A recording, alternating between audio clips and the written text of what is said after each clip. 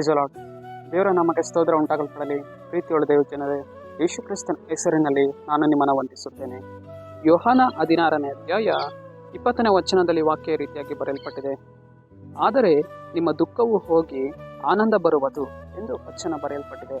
ಅಂದರೆ ಪ್ರೀತಿಯುಳ್ಳ ದೇವ ಜನರೇ, ಕರ್ತನು ಈ ಮುಂಜಾನೆ ವೇಳೆಯಲ್ಲಿ ನಿಮ್ಮನ್ನು ನೋಡಿ ಹೇಳ್ತಾ ಇದ್ದಾರೆ, ಆದರೆ ನಿಮ್ಮ ದುಃಖವು ಹೋಗಿ ನಿಮಗೆ ಏನು ಬರುವುದು, ಆನಂದ ಬರುವುದು ಎಂದು ಕರ್ತನು ಈ ಮುಂಜಾನೆ ವೇಳೆಯಲ್ಲಿ ನಮ್ಮನ್ನು ಏನ್ ಮಾಡ್ತಾ ಇದ್ದಾರೆ, ಬಲಪಡಿಸ್ತಾ ಇದ್ದಾರೆ.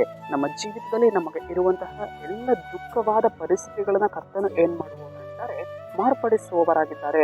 ಮಗನೇ ಮಗಳೇ, ನಿನ್ನ ಜೀವಿತದಲ್ಲಿ ನಿನಗೆ ಇರುವಂತಹ ಎಲ್ಲ ದುಃಖದ ಪರಿಸ್ಥಿತಿಗಳನ್ನ, ವೇದನೆಯ ಪರಿಸ್ಥಿತಿಗಳನ್ನ, ಕಣ್ಣೀರಿನ ಪರಿಸ್ಥಿತಿಗಳನ್ನ ನಾನು ಏನ್ ಮಾಡ್ತೇನೆ, ಮಾರ್ಪಡಿಸ್ತೇನೆ.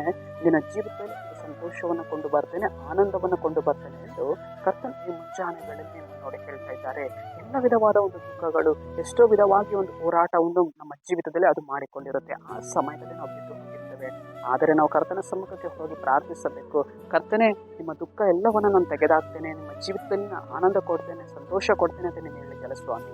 ಕರ್ತನೆ, ನನ್ನ ಜೀವಿತದಲ್ಲಿ ನನಗಿರುವಂತಹ ದುಃಖವನ್ನು ನೀನು ಮಾರ್ಪಡಿಸು, ಕಣ್ಣೀರನ್ನು ನೀನು ಒರೆಸು ದೇವರೇ ಅಂತ ಹೇಳುವಾಗ, ಸಂತೈಸುವ ತಾಯಿಯಂತೆ ಕರ್ತನು ನಮ್ಮ ಸಂಗಡಿಗನಾಗಿ ಇದ್ದು ನಮ್ಮ ಕಣ್ಣೀರು ಎಲ್ಲವನ್ನು ಒರೆಸಿ ನಮಗೆ ಆತನು ಏನ್ ಮಾಡುವವನಾಗಿದ್ದಾನೆ, ಒಂದು ಸಂತೋಷವನ್ನು ಕೊಡುವವನಾಗಿದ್ದಾನೆ, ಆನಂದವನ್ನು ಕೊಡುವವನಾಗಿದ್ದಾನೆ, ಎಲ್ಲ ದುಃಖವನ್ನು ಮಾರ್ಪಡಿಸುವವನು ಆತನಾಗಿದ್ದಾನೆ. ಪ್ರೀತಿಯುಳ್ಳ ದೇವಜನರೇ, ಆದುದರಿಂದ ನಾವು ಕರ್ತನ ಮೇಲೆ ಆತುಕೊಳ್ಳಬೇಕು. ಸರಿ, ನಾವು ಪ್ರಾರ್ಥಿಸೋಣ. ಅಪ್ಪ ಕರ್ತನ, ನಿಂಗೆ ಸ್ತೋತ್ರ ಸ್ವಾಮಿ. ಈ ಮುಂಜಾನೆ ವೇಳೆಯಲ್ಲಿ ಈ ವಾಕ್ಯ ಭಾಗ ಸಂದೇಶವನ್ನು ನೋಡ್ತಾ ಇರುವಂತಹ ಜನಗಳ ಮೇಲೆ ದೇವರೇ ನಿನ್ನ ಪ್ರಸನ್ನತೆಯನ್ನು ಸುರಿಸು ಸ್ವಾಮಿ. ಅವರ ಜೀವಿತದಲ್ಲಿ ಇರುವಂತಹ ಎಲ್ಲ ದುಃಖಗಳನ್ನು ನೀನು ಮಾರ್ಪಡಿಸು, ಸಂತೋಷವನ್ನು ಉಂಟು ಮಾಡು ರಾಜ. ಅದಕ್ಕಾಗಿ ನಿಮಗೆ ಸ್ತೋತ್ರವನ್ನು ಮಾಡ್ತೇನೆ ಕರ್ತನೆ. ನಜರೇತಿನ ಯೇಸುವಿನ ನಾಮದಲ್ಲಿ ತಂದೆಯಾದ ದೇವರೇ, ಆಮೆನ್.